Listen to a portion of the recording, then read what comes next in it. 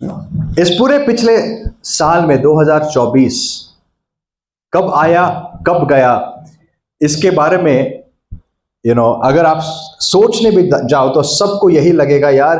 अक्सर हम कहते भी हैं ये साल कब शुरू हुआ कब खत्म हुआ हमें पता भी नहीं चला, और ऐसे ही देखते देखते हमारी जिंदगी भी कब शुरू हुई थी और कब खत्म होगी ये हमें पता भी नहीं चलेगा। और जीवन के अंत में इन सवालों के बारे में सोच के कोई फायदा नहीं, क्योंकि उस समय हम इसके विषय कुछ कर नहीं सकते। हालांकि ये चीज रोज हमें अपने आप को याद दिलानी जरूरी है कि आज हम अपने जीवन के सबसे बड़े मुद्दों के विषय कितनी चिंता करते हैं, और सबसे बड़ा, इससे बड़ा कोई मुद्दा नहीं कि मेरा और परमेश्वर का रिश्ता कैसा है। अगर पिछले साल में थोड़ा सा हम समय ले, let's reflect upon this question, इस सवाल के ऊपर थोड़ा सा सोचेंगे कि पिछले साल मेरा और परमेश्वर का रिश्ता कैसा था, कैसा प्रोग्रेस हुआ, How has it progressed? Have I grown in the love of God? क्या मैं परमेश्वर के प्रेम में आगे बढ़ चुका हूं, या परमेश्वर का प्रेम मेरे जीवन में ठंडा हो चुका है? क्या पिछले साल मैं उसके पहले के सालों के मुकाबले क्या मैं यीशु के जैसे अधिक बन चुका हूं, या यीशु के प्रतिमा के विपरीत बनते जा रहा हूं? Have I begun to love God more and the world less? क्या मैं परमेश्वर से अधिक प्रेम करने लगा हूं और दुनिया से उतना ही कम प्रेम करने लगा हूं, या दुनिया से अधिक प्रेम करने लगा हूं और परमेश्वर से मैं कम मेरा प्रेम होते जा रहा है? ये सवाल हमें अपने आप से हर दिन पूछने जरूरी है। It's extremely important to take stock, अपने जीवन के बारे में सोचना। पॉल देखो हमें क्या कहता है 2 कोरिन्थियंस में, दूसरा करंती करास, भाई अगर आप पढ़ रहे हैं 2 करंती करास उसका 13 अध्याय और 5 वचन आप पढ़िए। 2 कोरिन्थियंस चैप्टर 13 वर्स 5। अपने आप को परखो कि विश्वास में हो कि नहीं, अपने आप को जांचो, क्या तुम अपने विषय में यह नहीं जानते कि यीशु मसीह तुम में नहीं तो तुम निकम्मे निकले हो। This is one of the many places in scripture, पूरे वचन में, नए नियम में, ये कई जगहों में से एक जगह है जहां पर हमें ये बताया जा रहा है कि हमें अपने और परमेश्वर के रिश्ते के विषय सोचना है। अपने आप को जांचो, एग्जामिन योरसेल्व्स। अब मुझे बताओ, ये जब पॉल ये कहता है इसके पीछे कारण क्या है? जब पॉल हमें कहता है examine yourselves, what is his thought behind it? इसके पीछे वो क्या सोचता है? क्यों हमें अपने आप को एग्जामिन करने की जरूरत है? और इसका एक ही कारण है। पॉल हमें इसलिए एग्जामिन करने के लिए कहता है क्योंकि वो जानता है कि हम ऐसी स्थिति में हो सकते हैं जहां पर हमें लगता है कि हमारे जीवन बहुत अच्छे हैं, लेकिन एक स्थिति और हकीकत कुछ और हो सकती है। Unless it is very subtle, जब तक ये ऐसा नहीं कि बहुत ये चीज बड़ी मैं क्या कहूं उसको, ऐसी है कि सामने से दिखाई नहीं देती। Okay, let's make it simple. आज दुनिया में लाखों, हजारों, करोड़ों ख्रिस्ती, अपने आप को जो कहते हैं ख्रिस्ती लोग हैं, और कई लोगों को ये लगता है कि मैं बिल्कुल ठीक हूं, मेरा और परमेश्वर का रिश्ता बहुत अच्छा है। There are millions who are confident, वो इस बात से बहुत बहुत कॉन्फिडेंट है, इस बात के लिए विषय कि वो जैसे ही यहां से मरेंगे वो स्वर्ग जाएंगे। और ये अपने आप में एक बहुत खतरनाक बात है। our assessment of our life should be accurate. हम अपने जीवन के विषय अगर कुछ आज करें, साल के इस अंत के समय और नए साल की शुरुआत में अगर हम थोड़ा समय सोचने के लिए लगा सकते हैं, तो इस बात पर सोचें कि आज मैं अपने जीवन को बहुत एक्यूरेटली असेस करूं कि मेरा आज आत्मिक जीवन कैसे चल रहा है, मेरा और मेरे पिता का रिश्ता कैसा है। कई लोग ये सोचते हैं क्योंकि वो अपने धार्मिक या रिलीजियस ड्यूटीज पूरा करते हैं, मैं चर्च जाता हूँ, मैं मेरे डेली बाइबल रीडिंग करता हूँ, ऑल्दो वो भी बहुत कम लोग करते हैं, मैं प्रार्थनाएं करता हूँ, या XYZ, या जिस भी चीज पर आपका भरोसा है, क्योंकि वो आपके चेकलिस्ट पर है और वो रोज आप करते हो, आपको ये यकीन हो जाता है कि नहीं मैं ठीक हूं। और इससे बड़ी धोखे की बात कुछ नहीं। जैसे एक इंसान अपने आप को, अपने शरीर को रोज आईने में देखता है और कहता मैं ठीक हूं, क्योंकि बाहर से सब ठीक लगता है, शरीर बिल्कुल अच्छा है, सब अच्छा है, लेकिन अंदर से उसे पता नहीं है कि सालों से एक बीमारी उसके अंदर है जिसके विषय उसने कभी सोचा भी नहीं है। उसे सोचने के लिए उसको कुछ टेस्ट करने पड़ते हैं। इसके लिए कहते हैं ना, जब इंसान 40 होता है एक बार तो एक फुल बॉडी चेकअप कर ले तो अच्छा है क्या नहीं? रेगुलरली टेस्ट करने अच्छे हैं। क्यों? क्योंकि आपको पता लगता है बाहर से शरीर कितना भी अच्छा क्यों ना दिखे, सबसे खतरनाक बीमारियां वो होती है जो दिखाई नहीं देती। सर्दी खांसी खतरनाक नहीं होती, क्योंकि जैसी सर्दी होती है सबको पता लगता है, अब दवाइयां लेना शुरू कर देते हो। जब कोई और ऐसी बीमारी है, जैसे आपको चोट लगी, तो आपको बताने की जरूरत नहीं पड़ती, आप तुरंत एक्शन लेते हो। लेकिन कुछ बीमारियां ऐसी होती है जो अंदर से बढ़ने लगती है, पनपती है, और बढ़ते बढ़ते वो अगर डिटेक्ट ना हो समय पर तो एक दिन उस बीमारी का कोई इलाज नहीं हो सकता। और हमारा आत्मिक जीवन भी ऐसा ही कुछ है। कई साल बीत सकते हैं जब तक हमें इस बात का एहसास हो कि भाई मेरा जीवन आज ठीक नहीं है।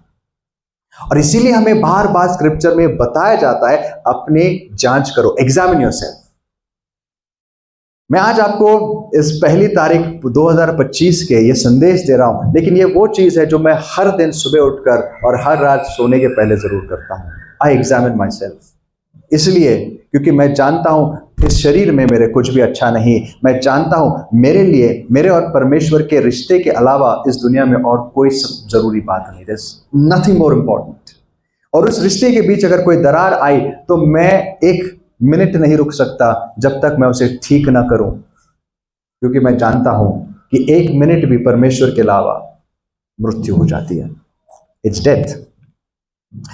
यू नो, असेसमेंट बहुत जरूरी होता है। Why do we not assess? Bible एक चीज हमें बताती है, जब हमारी सोच ये होती है कि मेरे लिए परमेश्वर जरूरी है, आप you will think about it. लेकिन जब आप मनुष्य की ओर देखते हो, जब आप मनुष्य, आपकी नजरें कहीं और होती है, आप परमेश्वर के बारे में सोच नहीं सकते। इसका बहुत क्लियर एग्जाम्पल हमें उस चमत्कार में दिखाई देता है जहां पर यीशु मसीह एक दिन अपने शिष्यों के पास पानी पर चलते आ रहे हैं। याद है आपको?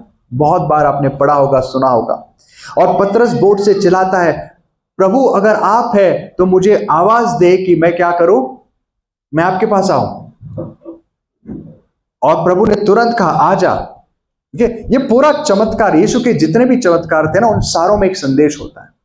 आपको पता है बाइबल हमें कहती है कि जो भी अपने आप को मसीही कहलाता है वो वैसा चले जैसे यीशु चला। आपको पता है यीशु कैसा चला? पता है? पानी के ऊपर चला।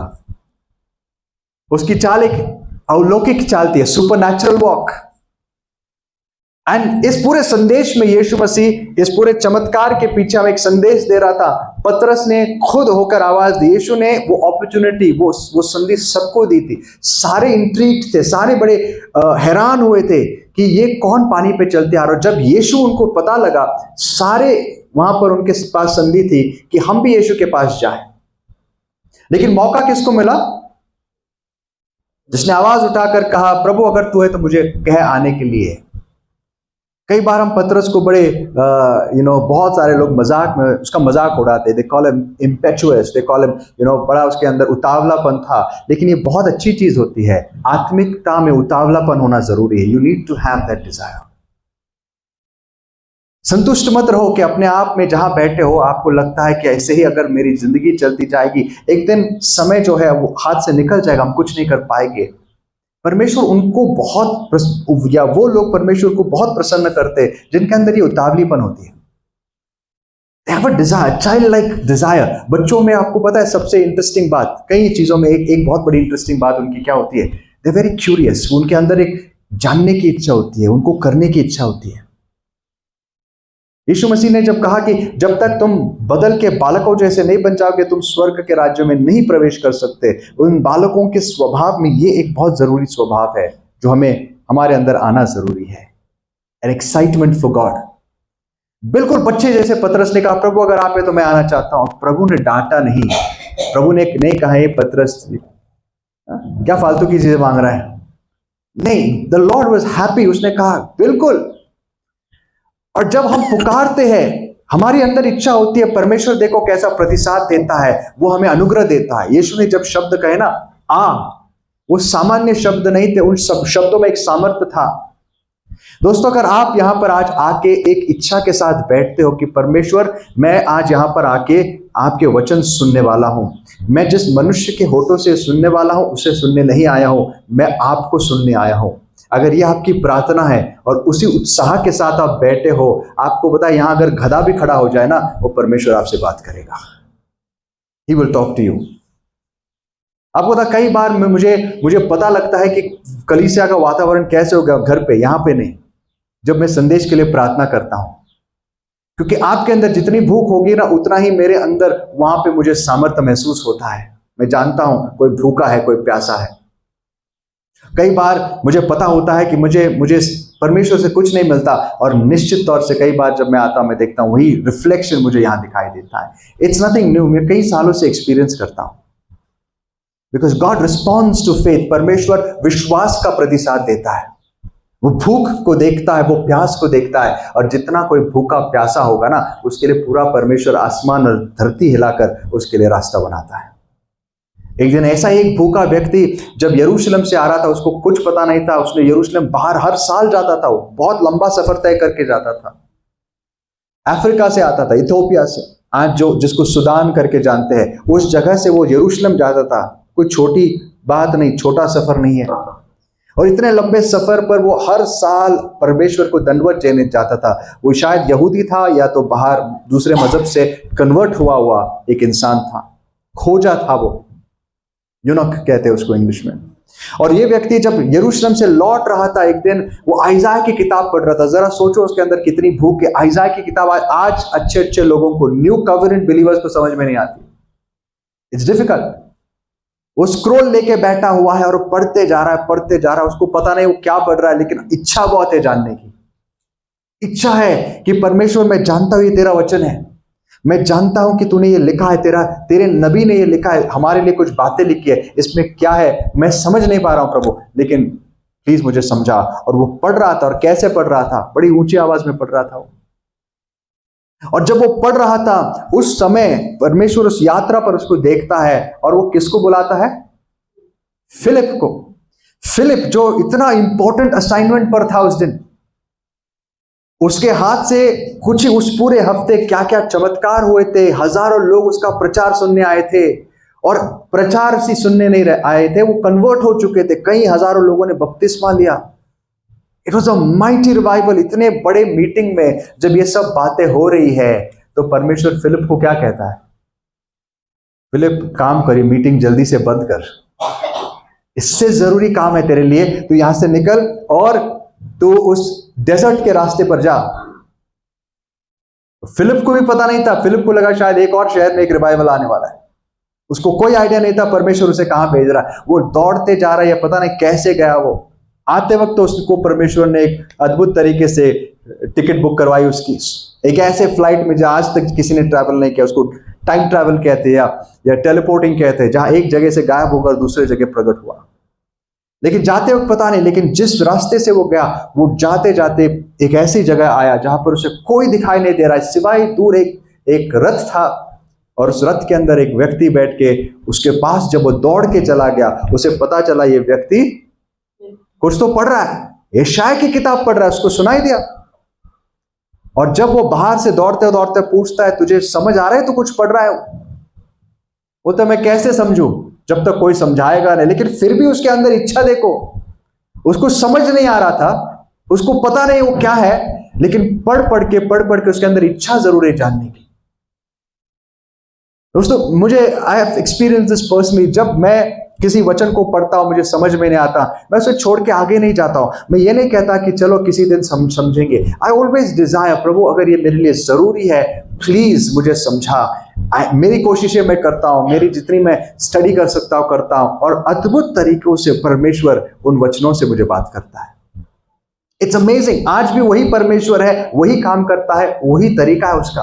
वो भूख और प्यास जब देखता है ना, वो इंस्टेंटली रिस्पॉन्ड करने लगता है, इसी समय वो प्रतिसाद देता है। इसके लिए प्रभु ने कहा, धन्य है वो जो भूखे और प्यासे हैं। तो जब फिलिप उसको पूछता है कि क्या तुझे आता है, कुछ समझ आ रहा है कुछ, वो कहता है नहीं, जब तक कोई समझाएगा नहीं तो कैसे समझूंगा। तो वो बोलता है आजा मैं तुझे बताऊंगा। वो रथ में बैठता है और फिलिप जब उससे बात करता है वो इतना एक्साइटेड हो जाता है, इतना उत्सुक हो जाता है उस एक रास्ते पर। उसको सिर्फ आइज़ाया की किताब नहीं, उसको पूरे उद्धार की कहानी पता चल गई। उसको वो बातें पता चली जिसके लिए आज लोग सालों साल चर्च में बैठकर कुछ जान नहीं पाते। वो एक रास्ते पर उसने जान लिया। यहां तक जब पानी आया, उसने पानी देखा, इमेजिन हिज अंडरस्टैंडिंग। उसने खुद रथ रोके और कहा देख तूने सब जो बताया, यहां तो पानी है, मुझे बपतिस्मा लेने की कोई प्रॉब्लम है, कोई रोक सकता है? उसने कहा नहीं, अगर तू तैयार है, पानी तैयार है, तो मैं कौन होता हूं। जल्दी से उतर गए, उसको बपतिस्मा देता है। No discipleship further. वहां से जैसे वो पानी से ऊपर आता है, फिलिप गायब हो जाता है।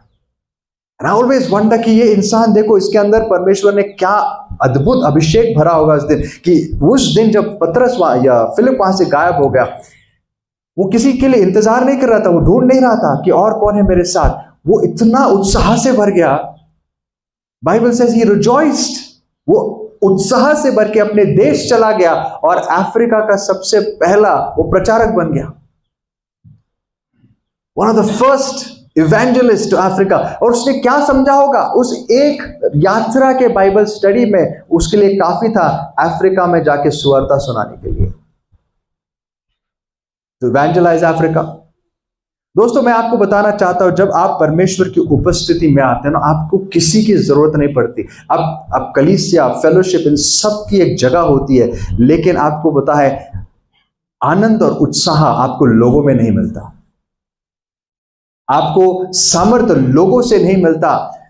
लोगों को देख के हम निराश होते हैं। आपकी अगर नजर परमेश्वर पर लगी हो, आप हमेशा हमेशा उत्सुक और आनंदित रहोगे। आज हमें यहां आया था, मुझे लग रहा था हमारी फैमिली मीटिंग चल रही है, क्योंकि हम ही लोग थे और जोना था, भाई थे, और हमने गीत शुरू किए। फॉर मी, जब मैंने आंखें बंद की, मुझे पता है यीशु यहां पर है। I just was rejoicing in the spirit. क्यों पता है? क्योंकि मेरे इतने सालों के चाल में मैंने ये बात समझ ली कि आनंद और खुशी और भरपूरता आपको लोगों में नहीं मिलती, आनंद और सामर्थ्य और खुशी आपको परमेश्वर में मिलती है। जब तक यीशु पानी पर चलते हुए किसको देख रहा था? किसे देख रहा था? यीशु को। जब तक वो देख रहा था, वो पानी के ऊपर चला, चाहे कितना बड़ा तूफान क्यों ना साइड में, बगल में, आसपास चल रहा था, उसे कोई डुबा नहीं सका। उसकी आंख यीशु पर थी, उसकी नजर यीशु पर थी, और जब वो यीशु को देखते देखते चला, यीशु में इतना वो मगन हो चुका था, he was so lost in Christ, कि उसको पानी डुबा नहीं सका, उसको समुद्र की लहरें डुबा नहीं सकी, तूफान उसको हिला नहीं सका। he was so unperturbed, उसको किसी बात की चिंता नहीं थी। लेकिन पता नहीं क्यों, जो शैतान भी अपना एक लेवल पर बहुत परसिस्टेंट होता है, वो हार नहीं मानता। पता नहीं शैतान हवा को और तेज करने लगा, लहरों को बढ़ाने लगा, वो किसी ना किसी तरीके से वो आवाज उसके कानों पर पड़ी, और जब वो आवाज उसके कानों पर पड़ी, फॉर अ मोमेंट, एक छोटे से समय के लिए, पतरस ने एक बहुत बड़ी गलती की। उसने क्या किया? अपनी आंखें हटाकर कहां लगाई? लहरों पर लगा। और जैसे उसने लहरों को देखा, बाइबल कहती है इंस्टेंटली उसके अंदर डर आ गया, इंस्टेंटली उसके अंदर जो कॉन्फिडेंस था चला गया, उसका सामर्थ्य चला गया, और उसका पूरा वातावरण बदल गया। यह होता है दोस्तों जब हमारी नजर परमेश्वर से हटके लोगों पर आती है, जब हम लोगों को देखने लगते हैं आसपास के, और तब हम चाहे कितने अच्छे हो, तब तक हम चलते क्यों ना हो, हम इंस्टेंटली डूबने लगते हैं। तब तक वो ठीक था, उसे किसी ने, कोई ताकत उसको डुबा नहीं सकी। लेकिन जब उसने आसपास अपने एनवायरनमेंट को देखा, अपने परिस्थितियों को देखा, वो डूबने लगा। ऐसा ही होता है विश्वासियों के साथ। जब उनकी नजर यीशु से हटकर, परमेश्वर से हटकर लोगों पर चली जाती है। कई बार मैं जब नया प्रचार करता था, या for while I struggled with this, कई बार ऐसा होता है कि आपको लोगों को एक इनेट डिजायर होता है अंदर से कि मेरे संदेश अच्छे हो, मैं लोगों को कुछ अच्छा सुनाऊं। लेकिन इस पूरे बात में प्रचारक भी क्यों ना हो, मैंने खुद इस बात को बहुत अच्छे से सीखा बाद में, कि क्यों ना, चाहे आप कितने अच्छे आत्मिक व्यक्ति क्यों ना हो, जब आप लोगों को देखने लगते हो ना, आपके अंदर का सामर्थ्य ऐसे निकल जाएगा। There's nothing you can do.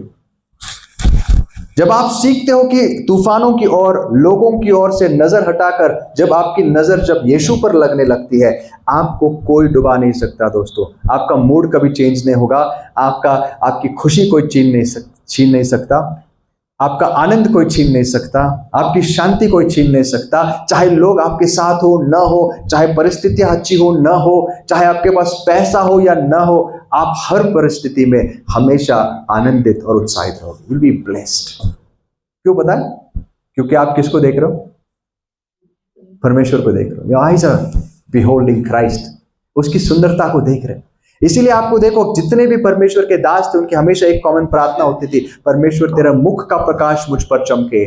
Dawood ने प्रार्थना की, उसके पहले मूसा ने प्रार्थना की, और कई ऐसे धार्मिक लोगों ने, आप कंटिन्यूसली देखो ओल्ड एंड न्यू टेस्टामेंट में, और उनकी एक ही प्रार्थना थी, परमेश्वर तेरे भवन में मुझे बनाए रख, keep me in your presence O God,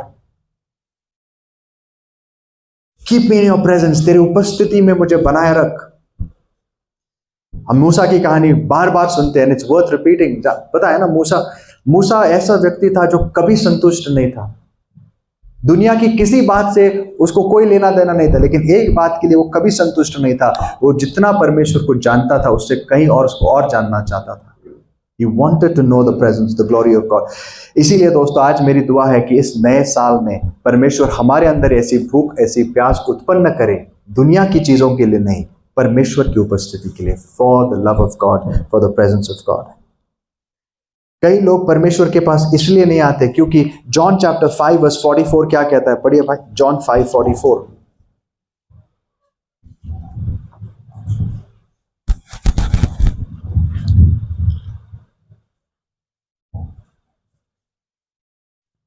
यूहन्ना 5:44।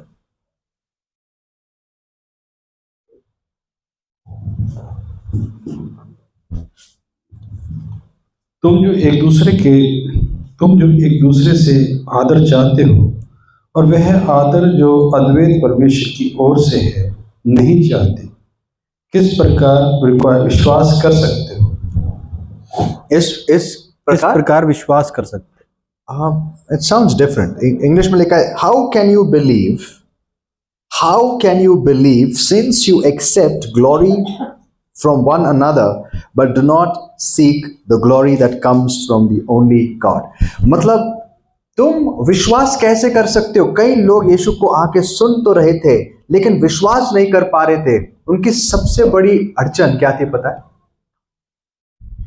उनकी आंखें कहां लगी हुई थी? आदर, लोगों पर उनका आदर वो चाहते थे। They were constantly seeking the approval of men।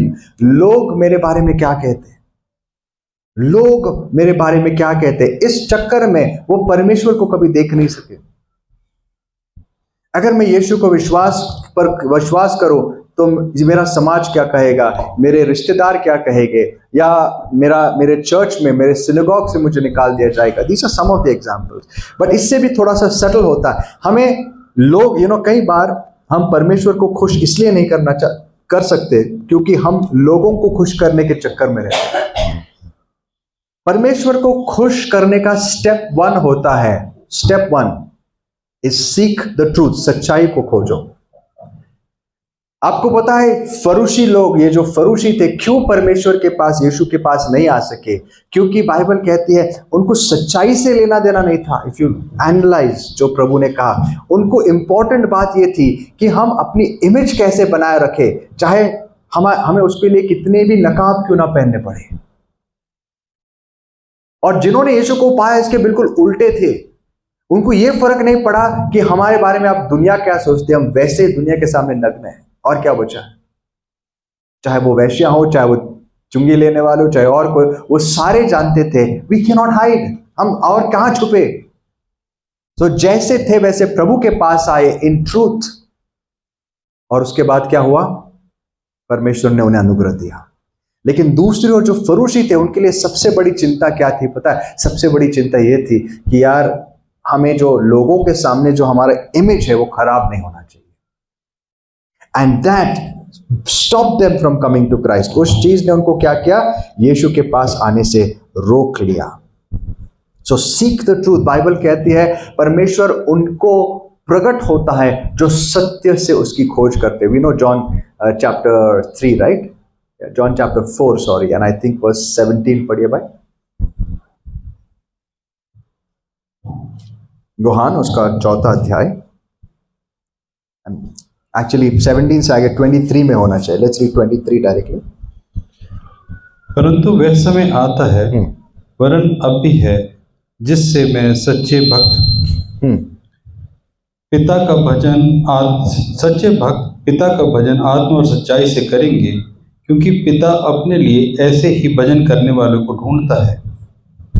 पिता किसको ढूंढता है? पिता किसको ढूंढ रहा है? हाँ, जो परमेश्वर उसकी खोज कैसे करे, उसकी क्या कहते हैं, वर्शिप को, सिताइश, उसकी आराधना कैसे करे जी? आत्मा और सच्चाई से, स्पिरिट एंड ट्रूथ। स्पिरिट मतलब अंदरूनी हिस्से से, ऊपर से नहीं, नॉट एज अ फॉर्मेलिटी। अगर आप बस सुपरफिशियली ऊपर से परमेश्वर को खोजने की कोशिश करते हैं, वो आपको कभी नहीं मिलेगा।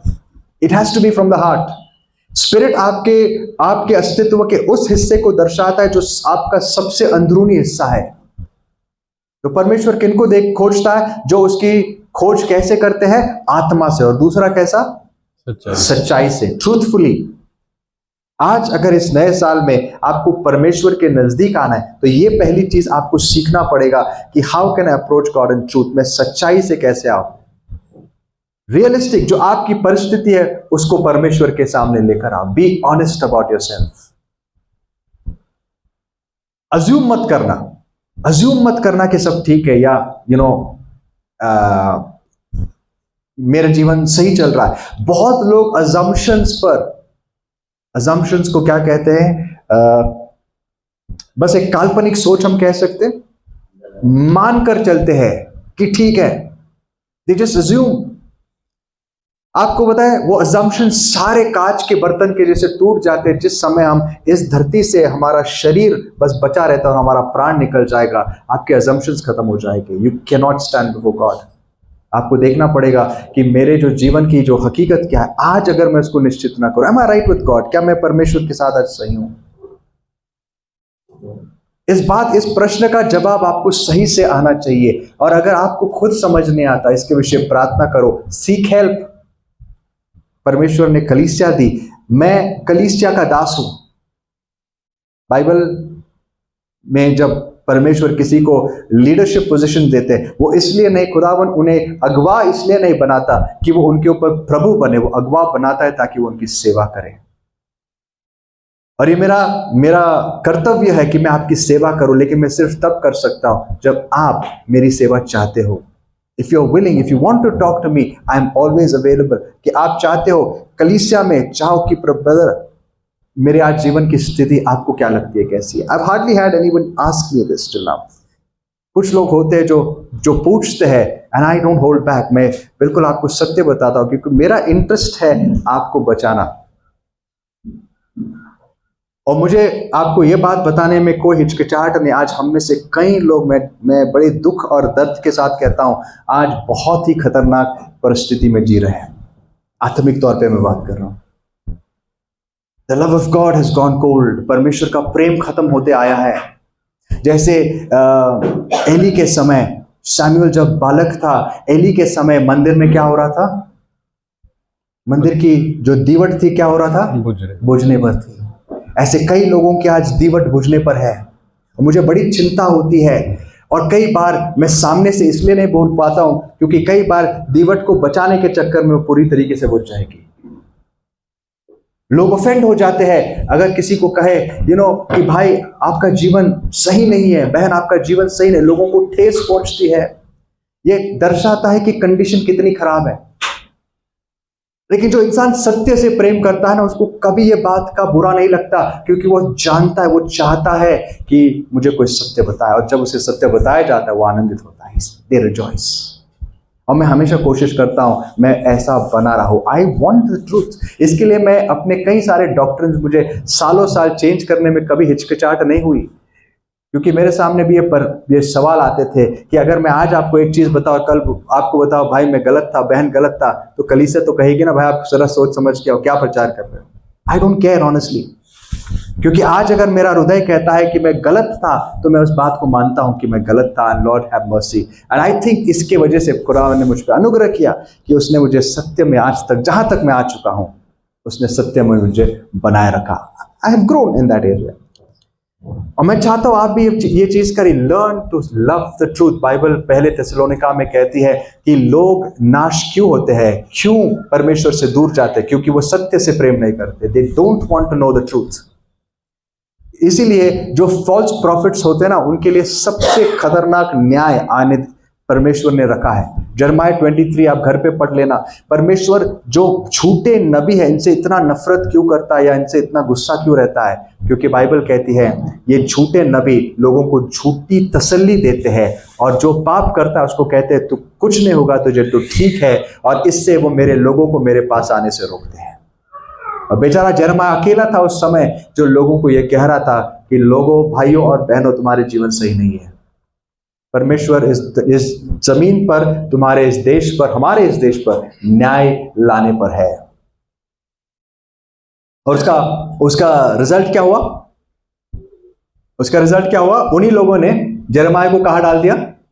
जेल में डाल दिया। जर्माया के पास रोने के अलावा और कोई ऑप्शन ही नहीं था। वो रोते रोते बस यही सोचता था कि प्रभु क्या करे। एंड में जर्माया वहां बचा रहा, लेकिन उसने अपने पूरे देश को, परिवार को तबाह होते हुए देखा। परमेश्वर ने यहां तक उसको कहा, जर्माया तो अब शादी मत कर। जवान लड़का था वो, शादी मत कर, क्योंकि जो होने वाला है वो इतनी खराब परिस्थिति है कि तू परिवार शुरू करेगा तो तेरे लिए मुश्किल होगी। And he remained a bachelor. तो ये वाली सिचुएशन उस समय भी थी। आज भी कई सारे लोग इसी प्रकार से लोगों को झूठी तसल्ली देते हैं, बिकॉज इट्स इजी। देखो, झूठी तसल्ली देके लोगों को क्या लगता है पता है? आप एक सुपरफिशियल, ऊपर का रिश्ता बना सकते हैं, लोगों को अच्छा दिलासा देके, योर फाइन, आप ठीक हो भाई, आप ठीक हो बहन, और सारी बातें इट्स फाइन, परमेश्वर तुम्हें और ये देगा, परमेश्वर वो देगा। लेकिन ये बातें आज आपको तसल्ली दे सकती है, आने वाले दिनों में आपको न्याय से नहीं बचा सकती। और इसीलिए आज हमें सत्य ढूंढना जरूर। Let's seek the truth. जब हम घर जाते हैं, प्रार्थना करें, प्रभु तू मुझे सच बता कि आप मेरे बारे में क्या सोचते हो। ये मेरी प्रार्थना होती है। आई प्रे आप ये सच में प्रार्थना करो और परमेश्वर आपको दिखाए। God, Lord, what do you think about me? बहुत बड़ा सवाल है। रोज अपने बारे में पूछो, आप मेरे बारे में क्या सोचते हो। हमारी पूरी जिंदगी गुजर जाती है सोचते हुए कि लोग मेरे बारे में क्या सोचते हैं। अगर लोग अच्छा सोचते तो हम खुश हो जाते। ये मूर्खता है। लोग हमें न्याय के दिन नहीं बचाने आएंगे, या हमारा न्याय लोग नहीं करेंगे, हमारे साथ उनका भी न्याय होगा। आज हमारे लिए सबसे इंपॉर्टेंट सवाल क्या है? सबसे इंपॉर्टेंट सवाल क्या है कि प्रभु तू मेरे बारे में क्या सोचता है। Let's be confident about it. और ये बात तब होती है जब आप सत्य खोजते, you are true, you want the truth. और जिस दिन आपको सत्य पता लगता है, ऑफ कोर्स आपने आधा जो युद्ध है वहीं पर जीत लिया। क्योंकि अगर प्रभु आपसे कहता है बेटा तेरा जीवन सही ना, मैं तेरे से खुश नहीं हूं, ये हमारे लिए बुरी बात नहीं, ये हमारे लिए सबसे आनंद की बात है। बिकॉज द लॉर्ड लव्स अस। वो चाहता है, वो हमें बताता है बेटा यहां से मैं चाहता हूं, तू यहां से सुधर जा, चेंज। आज इस न्यू ईयर का संदेश अगर मैं आपको दूं, मेनी पीपल रिजॉइस इन न्यू थिंग्स। बहुत लोग नई चीजों में खुश होते। मैं आपको बताना चाहता हूं, इस दुनिया में जितनी भी चीजें नई होती ना, वो फिर से पुरानी हो जाती है। आज जितने भी हम में से खुश थे, देखो जिन्होंने छुट्टियां ली कंपनी से, जिस छुट्टियां शुरू होने के पहले आप कितने आनंदित थे, अरे छुट्टियां शुरू हो गया, बड़ा रिलैक्स करूंगा, आई एम हैप्पी। आपको पता है आज आपके दिन में क्या चल रहा होगा? सारे दुखी है क्या? नहीं, क्योंकि आपको पता है 2-3 दिन में फिर से काम पे जाना है। कुछ लोगों के लिए कल से ही जाना है, and you are sad again. क्योंकि जब दुनिया की किसी चीज में आप ऐसा उत्साह करते हो, अपना मन लगाते हो, निराशा तो आनी है। लेकिन जब आपकी आशा नए जीवन में होती है, when you experience new life, वो न्यू लाइफ आपको कभी निराश नहीं करेगा। It will never let you down. Your walk with God, Yeshu के साथ जो आपका चाल है, वो जो जीवन है, हर दिन आपको एक नई ऊंचाई पर लेके जाएगा। आप कभी भी निराशा को अनुभव नहीं करोगे। You will be blessed always. So हमें वो जीवन आज खोजना है न्यू ईयर्स आते जाएंगे और चले जाएंगे। सबसे इंपॉर्टेंट है new life, the new life in Christ. और जिसने नया जीवन पाया, चाहे उसकी बाहर की परिस्थिति कैसी हो, आज 31st हो, 1st हो, 25th हो या कोई और दिन हो, you will always be happy, क्योंकि आपका आनंद किसमें है? परमेश्वर में। You rejoice in God your saviour. So आज आइए हम प्रार्थना करेंगे, खुदावन आज तू मुझे सत्य से प्रेम करने लगा। Teach me to love the truth. मनुष्य के ओपिनियंस मेरे लिए इंपॉर्टेंट ना हो, लेकिन तेरा जो ओपिनियन है मेरे लिए सब कुछ बन जाए। The other thing is be humble always. हमेशा नम्र रहो, क्योंकि जब आपको सत्य पता चले, आप कई बार सत्य तो लोगों को पता भी चला, जैसे पतरस ने जब प्रचार किया, यीशु ने प्रचार किया, पतरस के पहले तो यीशु ने प्रचार किया, और कई फरीसियों को कहा, हे सांप के pillow, that was the truth, है क्या नहीं? क्या बोला उनको? सर्प के बच्चों, white washed tombs. White washed tombs क्यों बोलते थे? या आपको पता है व्हाइट वॉश्ड टूम्स क्या मतलब क्या था? इजराइल स्पेशली जेरूसलम एरिया में ना, कई बार, ऑफ कोर्स आज के दिनों में सबके घरों में टॉयलेट्स, उस टाइम नहीं होते थे, तो कई लोग केव्स को टॉयलेट्स करके यूज करते थे। और ऐसा होता था कि कई कई केव्स में क्या होता था, लोग दफनाए जाते थे। सो आउट ऑफ रिस्पेक्ट, जहां कब्रें होती थी वहां पर वो व्हाइट पेंट मारते थे, डेकोरेट करके रखते। So nobody uses that as a toilet for the wrong reason, तो उसके लिए वहां लोग न जाए। लेकिन उन व्हाइट वॉश टूम्स में भी अंदर क्या होती थी? हड्डियां। बाहर से बड़े सुंदर दिखते, आज भी कई सारे कब्रिस्तान आपको दिखेंगे, कैसे दिखते हैं? बड़े अच्छे लगते हैं ना। आप अगर स्पेशली वहां जाओ, खड़की में जाओ, एक वॉर मेमोरियल है वहां पर, ऐसा लगता है इतना वेल मेंटेन, हरी घास है, ऊपर से मार्बल स्टोन्स है, बहुत अच्छा दिखने में, इतना सुंदर है। लेकिन उसको खोद के निकालोगे तो क्या मिलेगा? हड्डियां, राइट? Human decomposed bones. लेकिन फरीसियों को देख के यीशु ने क्या कहा? तुम ऐसे ही हो, तुम बाहर से इतने अपने आप को सजाते हो, बाहर से इतने धार्मिक दिखते हो, अच्छे कपड़े पहनते हो, तुम्हें वचन इतने याद है, तुम्हारी बातों से लगता है कि तुम बहुत पवित्र हो, लेकिन अंदर से क्या हो? सड़ी हुई हड्डियां हो, तुम्हारे अंदर मृत्यु की बदबू आती है। अब मुझे बताना, यीशु ने सच बोला था कि झूठ बोला? सच। उसने सच बोला था, दैट वॉज द ट्रूथ। लेकिन क्या वो सच उनको अच्छा लगा? नहीं। सत्य सबको अच्छा नहीं लगता। सत्य को हजम करने के लिए एक और एंजाइम चाहिए, उसको कहते हैं नम्रता। You need to be humble. जब तक आपके अंदर नम्रता नहीं आएगी, आप सत्य सुनकर भी आपका कोई प्रभाव नहीं होगा आपके ऊपर। Be humble. उनका ईगो हर्ट हो गया। अरे हमें कब्र कहता है, हड्डियां क्या बोलते हैं, सड़ी हुई हड्डियों की कब्र एंड सो ऑन। बड़े गुस्सा हो गए और उन्होंने इतने सीरियसली वो बात ली। उन्होंने कभी सोचा नहीं, यार अगर ये सच कह रहा है, let's reflect on my life. अगर घर जाके सोचते और कहते नहीं, सच बात बोल रहे, whatever he saying is true. हम भी कई बार डिफेंसिव होते। अगर आप डिफेंसिव हो जाते हो, सोच लेना आप फरीसियों की चाल चल रहे हो। कभी डिफेंसिव मत होना। जब आपको सत्य का सामना करना पड़ता है इन एनी फॉर्म, चाहे वो ये संदेश हो, चाहे कोई आपको पर्सनली बताए, अगर आपको कोई सत्य बताता है और आप इमीडिएटली डिफेंसिव हो जाते हो, नहीं हो सकता ऐसा। इसका मतलब है आपका घमंड इतना बड़ा है, परमेश्वर आपके पास नहीं आ सकता। नम्र होना जरूरी है, बी हम्बल। और बाइबल साफ कहती है, we know the verses, right? God resist the proud. परमेश्वर किसका विरोध करता है? घमंडियों का विरोध करता है, लेकिन किसको अनुग्रह देता है? नम्र लोगों को अनुग्रह देता है। He gives grace to the humble। आपको ग्रेस चाहिए तो नम्र हो जाइए। जैसे आप नम्र होते हो, आपको अनुग्रह का अभिषेक, भरपूरता मिलने लगेगी। Be humble. नम्र होने का एक मतलब यह है कि एक्सेप्ट, जो प्रभु आपको कहता है आप इसे एक्सेप्ट करो। ईगो, प्राइड बहुत बहुत खतरनाक होता है दोस्त। कभी भी अपने आसपास भी, अपने जीवन में थोड़ी सी भी झलक दिखाई दे ना, आपको सावधान रहना है। The third thing is seek him proactively, seek his face, उसके मुंह को आप ढूंढो। Psalm 27 वर्स 8 पढ़िए भाई। भजन संहिता 27 और उसका 8 वचन पढ़िए।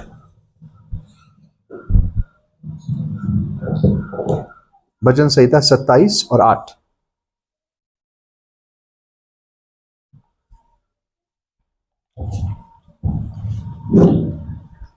तूने कहा है कि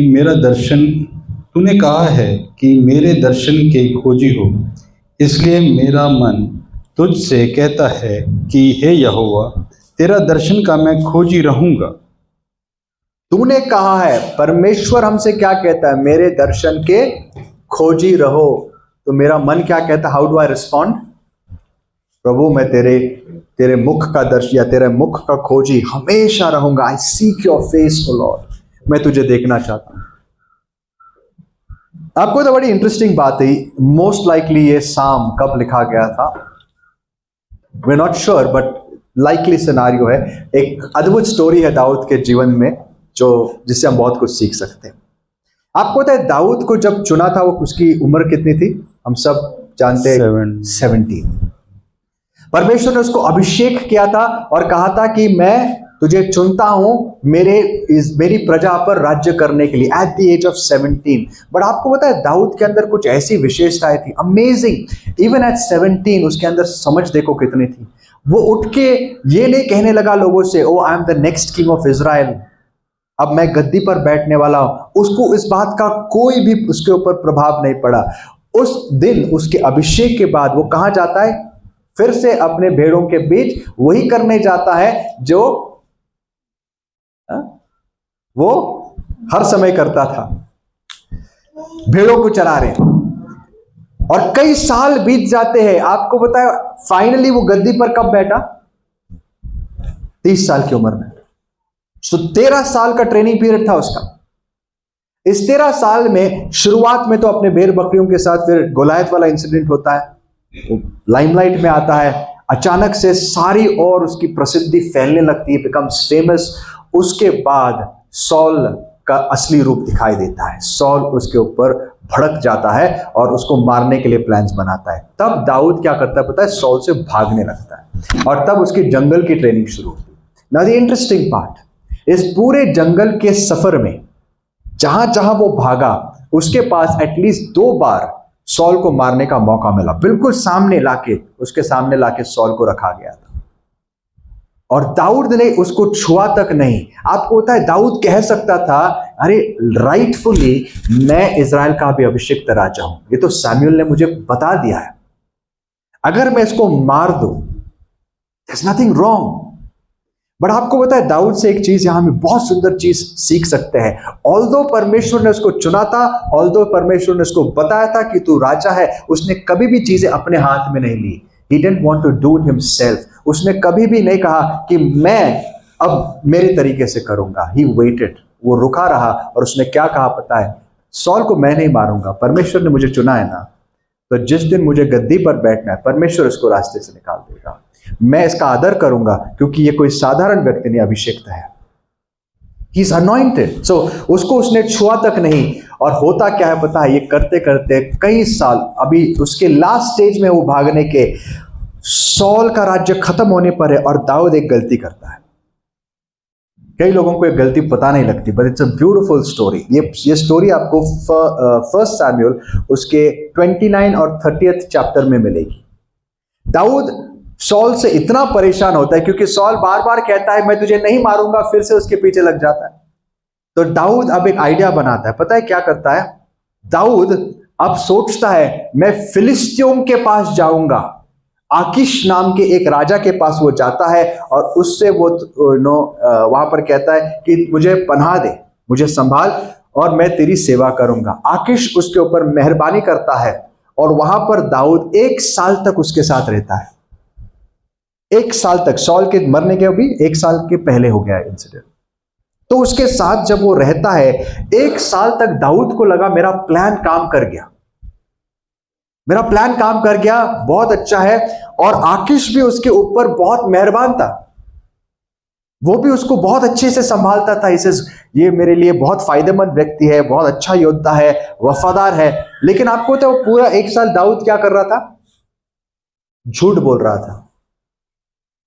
आकीश को कह रहा था मैं तेरा दास हूं, मैं तेरा ये हूं, और उसी के लोगों को जाके मारता था और वहां के लोकल एरियाज में रेड्स डालता था और ताकि कोई आके इसको बताए नहीं, पूरी की पूरी कौम को खत्म करता था। और उसके मन में शायद वो रैशनलाइज करता था, ये सारे अपने वैसे भी दुश्मन है, परमेश्वर ने पहले ही कहा था इनको मारने के लिए, हमारे पूर्वजों ने नहीं मारा तो मैं मार रहा हूं, कौन सी बड़ी बात है। was killing people और झूठ बोल रहा था वो। एक दिन तो उसने पागल होने का नाटक कर लिया, अगर आपको स्टोरी याद है, and all kinds of things. अब होता कैसे देखो, परमेश्वर ये देख रहा है, और उस समय के लिए परमेश्वर खुश नहीं था दाऊद से, ही वॉज नॉट हैप्पी, लेकिन दाऊद को पता नहीं चला। इंपॉर्टेंट होता है, बहुत इंपॉर्टेंट होता है अपने लाइफ को हर बार एनालाइज करने के लिए। ये 2 बार बादशिबा के साथ बाद में होता है ये। तो यहां पर दाऊद को ये पता नहीं चला, अपने झूठ बोल रहा है, उसको लग रहा है चलो मैं तो सही कर रहा हूं, सब आशीष भी मिल रही है। एंड नो डाउट परमेश्वर की कृपा थी उसके ऊपर, उस समय भी परमेश्वर ने उसको पकड़ने नहीं दिया। होता क्या है, लॉन्ग स्टोरी शॉर्ट, एंड में होता क्या है, एक समय आता है जब अब सॉल युद्ध के लिए तैयार होता है, फिलिस्ती अब सॉल पे अटैक करने पर है। आकीश चाहता है कि वो दाऊद को उस युद्ध में लेकर जाए, लेकिन आकीश के जो ऑफिसर्स थे वो ऑब्जेक्ट करते, और ये परमेश्वर का हाथ था। क्योंकि अब होता क्या था, अगर आकीश सॉल के खिलाफ लड़ाई में जाता था तो उसके साथ कौन जाता था, राइट हैंड, बिल्कुल दाऊद। और दाऊद को क्या करना पड़ता था, अपने ही लोगों को मारना पड़ता था। अब दाऊद दुविधा में, अब क्या करें। And this is the grace of God कि उस टाइम उसके ऑफिसर्स ऑब्जेक्ट करते हुए बोलते, इसको ये हिब्रू हमारे बीच क्या कर रहा है, ये अगर हमारे साथ आए तो युद्ध में पलटी मारेगा और हमको हरा देगा। आकीश बोलता है बिल्कुल नहीं, इसको मैं जानता हूं, बहुत विश्वास योग्य आदमी है। आकीश नहीं जानता था इसको, विश्वास योग्य था लेकिन उसके प्रति नहीं, इजराइल के प्रति था वो, कि मैं जानता हूं हमारे खिलाफ गद्दारी नहीं करेगा, और वो लड़ने जाता है। ऑफिसर्स की बात प्रिवेल होती है और कहते हैं नहीं हम नहीं जाएंगे। तो आकीश बड़े अपॉलोजेटिक, बहुत माफी मांगते हुए आता है, कहता है दाऊद देख मैं तो चाहता हूं तुम मेरे साथ आ, लेकिन मेरे जो ऑफिसर्स है तुझ पे भरोसा नहीं करते, I am very sorry. Daud अंदर ही अंदर सोचता था बच गए, लेकिन बाहर से क्या नाटक करता है दाऊद, राजा ऐसे कैसे, बाहर से नाटक कर रहे हो ऐसे कैसे, मैं तो तेरे से मैंने क्या गलती की, 1 साल से इतने वफादारी से तेरे साथ मैं लड़ा हूं, मेरे राजा के साथ, मेरे प्रभु के साथ मैं लड़ने के लिए भी जाऊंगा, और ऐसी कई सारी बातें कहता, सारी झूठ। उसे लगा कि मैं ठीक कर रहा हूं। होता क्या उसके बाद, उसको वो ये जो बंदा है ना आकीश, वो कहता है एक काम कर, उसको खुश करने के लिए जिकलाग नाम की एक जगह है, वो कहता है तू वहां जा, ये जगह आज से तेरी। और हमेशा के लिए बाइबल कहते हैं उसके बाद वो जिकलाग उनकी जगह बन गई, दाऊद वहां जाके रहता। अब यहां पे एक इंपॉर्टेंट इंसिडेंट होता है, ये लोग जाते हैं युद्ध में, दाऊद जब अपने परिवार के पास वापस जाता है तो क्या होता है, जब वो वापस जाता है क्या होता है, वो देखता है उसका सब कुछ गायब है, everything is taken away, everything, सब कुछ चला गया। और जब दाऊद देखता है उसके जो लोग थे, जितने भी उसके साथ सैनिक थे, उसके खुद की पत्नियां, बच्चे और उन सबकी पत्नियां और बच्चे सबको किडनैप किया गया, उनकी सारी संपत्ति लूट ली गई। और वो वहां देखकर इतने शॉक हो जाते हैं कि सारे जो पुरुष थे, बाइबल कहती है ऐसे ऊंची आवाज में रोने लगते हैं कि रो रो कर उनके अंदर की ताकत खत्म हो जाती है, उनके अंदर ताकत नहीं थी और रोने के लिए। दे cried and wept so bitterly. और आपको पता है उन दिनों में अगर ऐसा कुछ हो जाए कितनी बड़ी बात है, मतलब पत्नी और बच्चे चले गए, मतलब वापस आने की कोई गुंजाइश नहीं। वो लोग हैवानों से कम नहीं थे। यू कांट इवन इमेजिन वो उन लोगों के साथ क्या कर सकते थे और अक्सर करते थे। संपत्ति तो चली गई लेकिन बीवियां बच्चे सब गए, क्या करेंगे। यहां पर भी देखो परमेश्वर कैसा संभालता है। मैं एक पॉज लेकर बताना चाहता हूं, the main difference between Saul and David और सॉल के बीच में जो मेन फर्क यह था कि दाऊद परमेश्वर के प्रति बहुत कमिटेड था लेकिन गलतियां करता था। सॉल रिबेलियस था, बंड करता था, उसको परमेश्वर के अधीन होना ही नहीं था। ये आज भी एक सच्चाई है 2 प्रकार के विश्वासियों के बीच, सो कॉल्ड। जो रिबेलियस होते बहुत खतरनाक होता है, जानते हैं लेकिन मैं नहीं करूंगा, उसको परवाह नहीं थी। सॉल को कभी परवाह नहीं थी कि वो परमेश्वर के अधीन हो जाए या उसको खुश करे, उसको हमेशा अपनी पड़ी थी। जब सैमुएल ने कहा भी उसको कि तेरी गद्दी या तेरा राज्य छीना जाएगा, उसको उस टाइम बहुत बुरा लगा। किस बात का? इस बात का नहीं कि परमेश्वर नाराज है, उसको बुरा इस बात का लगा, अरे मेरी गद्दी जाने वाली है। और वहां पर सामुएल को क्या कहता है पता है? कहता है सामुएल एक काम कर, एटलीस्ट लोगों के सामने मेरे साथ खड़ा हो जा। हम बाहर जाते साथ में जाएंगे, प्लीज लोगों के सामने मत कहना, क्योंकि लोग मुझे छोड़ देंगे तो क्या होगा। उस टाइम भी उसकी वही चिंता थी। दाऊद कभी भी ये चिंता नहीं करता था। ही कुरन केयरलेस, वो सोचता भी नहीं था मुझे गद्दी मिले ना मिले, वो मगन रहता था परमेश्वर की उपस्थिति में। लेकिन दाऊद भी इंसान था, वो भी गलतियां करता था। ऐसे इंसान को अनुग्रह बहुत मिलता है, नो डाउट। मैंने लास्ट टाइम आपको बताया ना, हम बहुत सारी चीजों में ठोकर खा सकते हैं, ये हमारी चाल होनी चाहिए। ठोकर खा सकते हैं, हमारी चाल पवित्रता की होनी चाहिए। जो अविश्वासी होते हैं उनकी चाल ही वो होती है, कभी कभी ठोकर खा के अच्छे काम करते हैं। दे स्टम्बल इनटू गुड थिंग्स। हम कभी कभी ठोकर खा के बुरी चीजें कर सकते हैं, ऐसी हमारी गवाही होनी चाहिए। सो दाऊद ने गलती की। अब होता क्या है, परमेश्वर का अनुग्रह देखो, ऐसा अनुग्रह कि ये होने के बावजूद अब लगभग 3-4 दिन बीत गए। होता क्या है, उन लोगों ने इनकी पत्नियों को, बच्चों को छुआ तक नहीं था। अब मुझे बताइए किसका काम था? किसका काम था? परमेश्वर का काम था। It is his grace. वो जानता है अपने बच्चों को, अगर परमेश्वर ने होने दिया, क्योंकि वो उसको सबक सिखाना चाहता था, उसको सबक सिखाना चाहता था दाऊद को, वो तो होने दिया ये बात, कोई बात नहीं। लेकिन उसमें भी परमेश्वर ने संभाला। देखो कैसे, देखो जब एक विश्वासी ट्रायल्स में से जाता है ना दोस्तों, एक बात का हम कंफर्ट ले सकते हैं, एक बात से हम संतुष्ट या आनंद, हम खुशी मना सकते हैं कि हमारे कंफर्ट में भी या हमारे ट्रायल्स में भी परमेश्वर का हाथ है। He is controlling it. वो जो होने दे रहा है ना, वो हमारे भलाई के लिए होने दे रहा है, कोई बात नहीं, लेकिन उससे हम सीखे जरूर। सो होता क्या है दाऊद का, I think this is worth reading. आइए 1 Samuel chapter 30। वो रोते रोते इतना परेशान होता है, क्यों पता है? क्योंकि उसके खुद के लोग क्या करने लगते हैं, हाँ, उसको पत्थर मारने के लिए तैयार हो जाते हैं। वो कहते हैं दाऊद की वजह से ये हमारे ऊपर आया है, इसके लिए हम क्या करेंगे, उसको मारेंगे। आइए 1 वचन से पढ़िए भाई। तीसरे दिन जब दाऊद अपने जनों समेत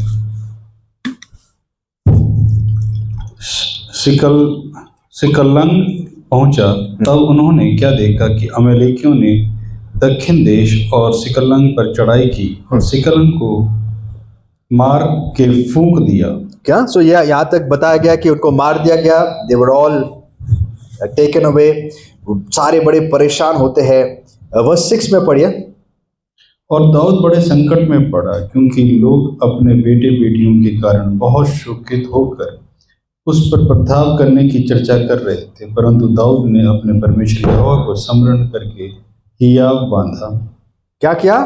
लोग उसको पत्थर मार के मारने की बात कर रहे थे, लेकिन there is an amazing statement. घर जाके इसके ऊपर मनन करो। The Bible says, but David found strength in the Lord his God. ये सारे परेशानी के बीच में दाऊद ने, परमेश्वर ने अपने सामर्थ को पाया। कैसे पाया? What did David do? What did he do?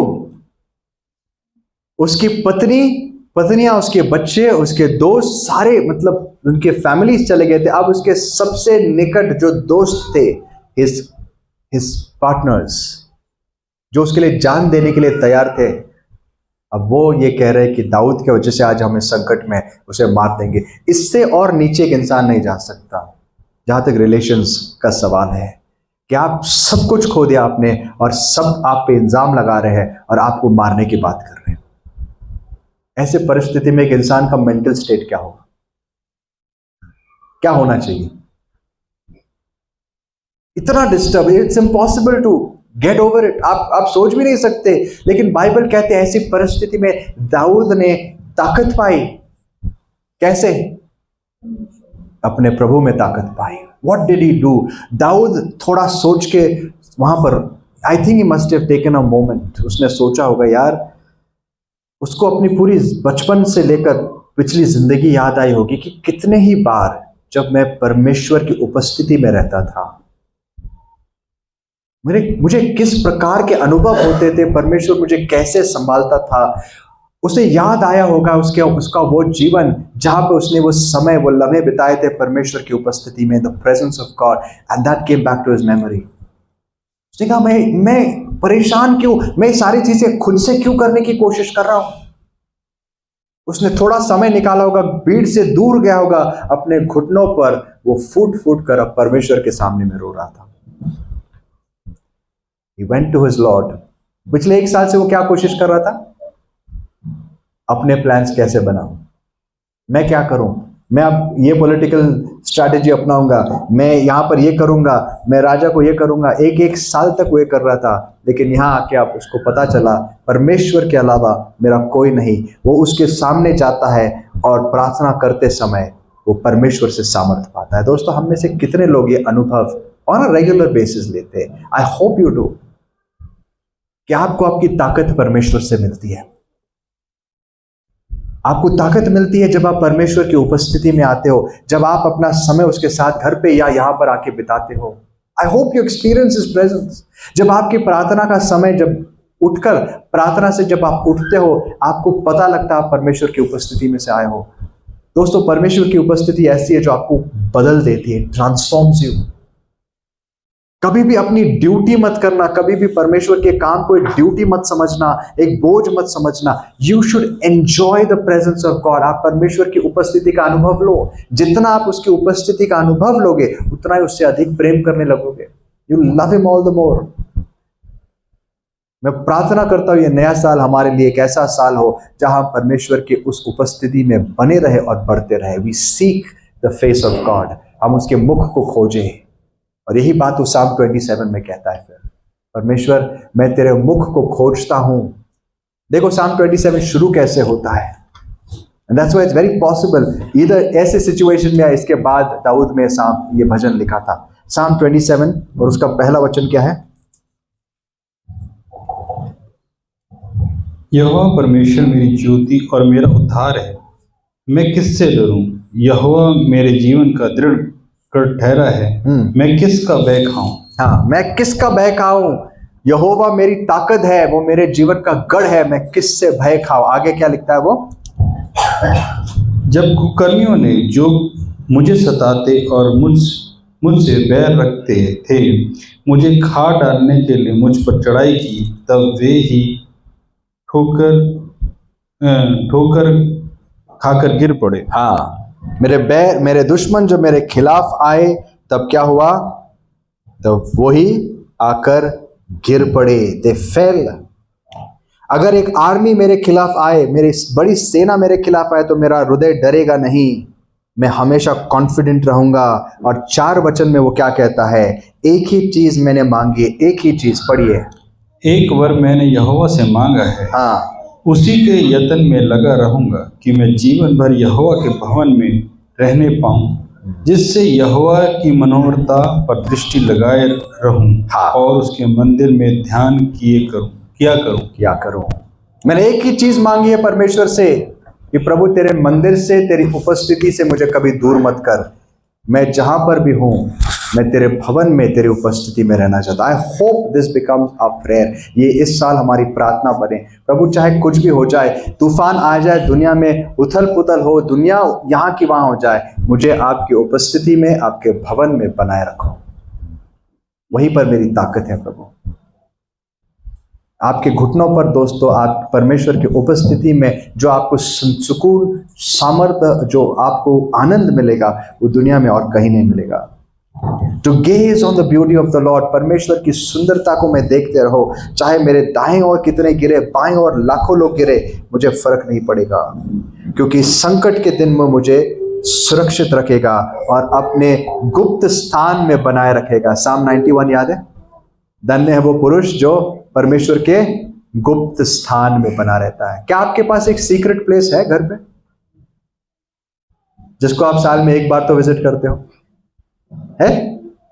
I hope अगर वैसी कोई सीक्रेट प्लेस है, जाके उसको साफ करो। ये नया साल हमारे लिए एक ऐसा साल बने, way we become men and women of prayer. हम क्या बने?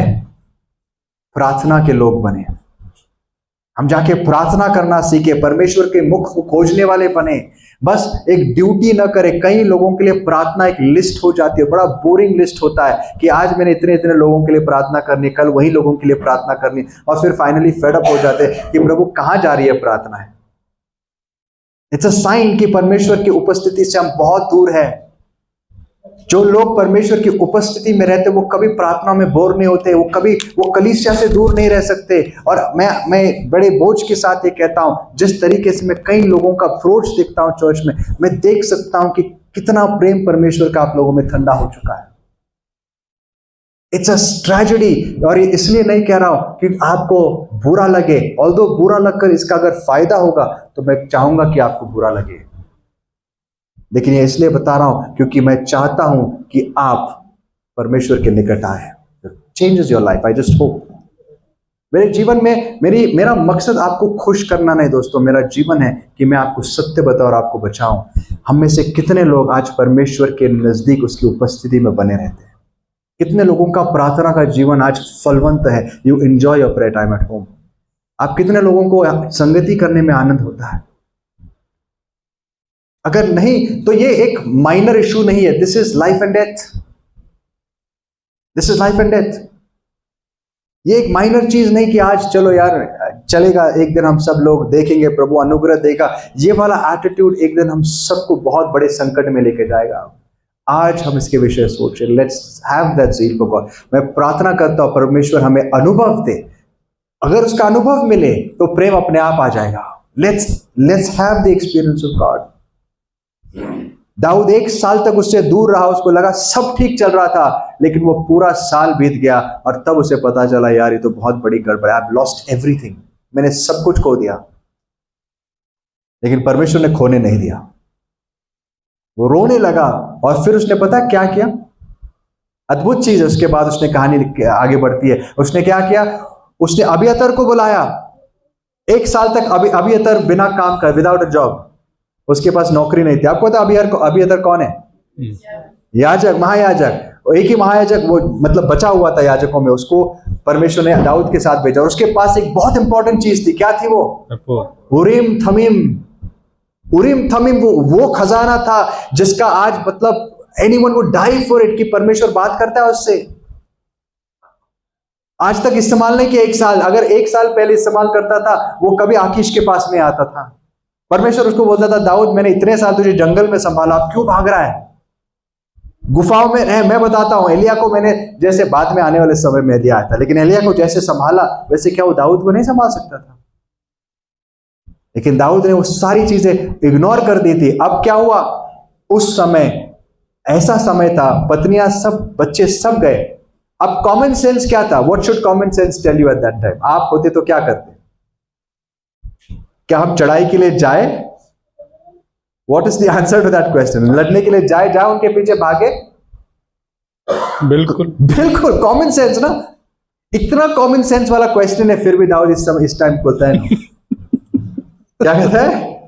बोलते हैं प्रभु आज तक बहुत कॉमन सेंस यूज किया मैंने, बहुत ऑब्वियस चीजें है, लेकिन अब नहीं। वो अबियतर को बुलाता है और बोलता है प्रभु क्या मैं जाऊं? पत्नी बच्चे गए हैं, मैं जाऊं, आप रहोगे मेरे साथ? Will you help me? और प्रभु जब कहता है जा, तब दाऊद सेना को तैयार करता है। लॉर्ड सेज गो, मैं तेरे साथ हूं। दाऊद को उसी समय इतनी हिम्मत मिली, उसको पता था परमेश्वर ने कहा है जा ना, सब कुछ ठीक है, नाउ आई एम फाइन। उसके अंदर एक रिन्यूड विगर, एक अजीब सी ताकत आई। उसने अपने सैनिकों को तैयार किया, उनको हौसला दिया, कहा अब डरो मत, अब रास्ता भी परमेश्वर बताएगा। बिल्कुल चलते चलते परमेश्वर ने सारी चीजें संभाल कर रखी थी। एक इजिप्शियन वहां पर उनके कैंप में से गुलाम बीमार होके उसको छोड़ दिया था, उसको परमेश्वर ने बीमार करके रखा था। क्या करने के लिए? 3 दिन में अपने आप ठीक हो गया। वो बोलते मैं बीमार था अभी ठीक हो गया।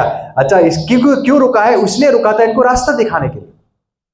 दाऊद कहता है मुझे लेके जाओ उनके पास, बोलता है जाऊंगा लेकिन प्लीज मुझे वापस बेच मत देना। नहीं, शपथ खाई शपथ। उसको लेके जाते, बिल्कुल उनके जीपीएस लोकेशन पर पहुंचा देता है।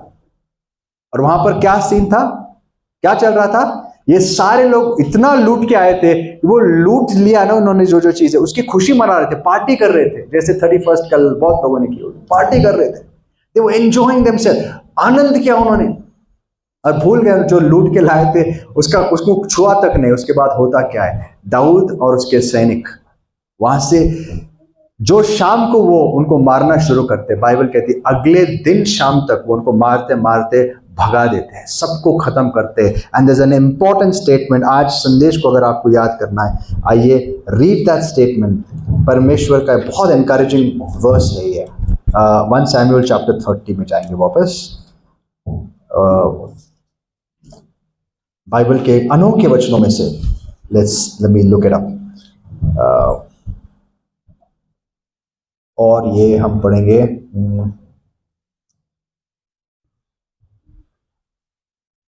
यस वर्स 18 पढ़ना ब्रदर, वर्स 18। और जो कुछ अमेलेकी ले गए थे वह सब दाऊद ने छुड़ाया, और दाऊद ने अपनी दोनों स्त्रियों को भी छुड़ा लिया। इन फर्स्ट 3 वर्सेस में इंग्लिश में पढ़ता हूं। David recovered everything, David recovered everything. Daud ने सब कुछ वापस पा लिया। दोस्तों, जो व्यक्ति परमेश्वर के रास्ते पर चलने की कोशिश करता है ना, चाहे उसकी जिंदगी में जो कुछ क्यों ना हो, परमेश्वर वो परमेश्वर है जो सब कुछ लौटा सकता है। He can restore everything। कई बार हम अफसोस करते हैं, मेरे कितने साल बीत गए, मेरी जिंदगी में कितनी कुछ चीजें मैंने खो दी।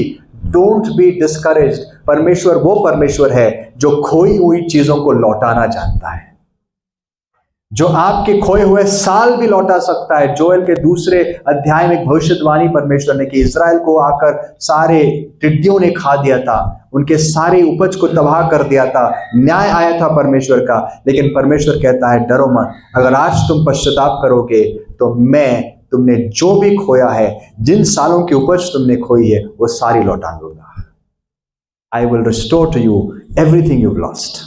जो भी तुमने खोया है, ये हमारे परमेश्वर का वायदा है। अगर हम चाहते हैं दोस्तों, अगर हम सच में आज चाहते हैं कि हम परमेश्वर के पास वापस उसको खोजे, अपने जीवन को समर्पित करें, तो निराश मत होना। जो भी आपने खोया, जितने भी साल आपने व्यर्थ गवाए हैं, परमेश्वर सामर्थ्यवान है आपको लौटाने के लिए। He is able।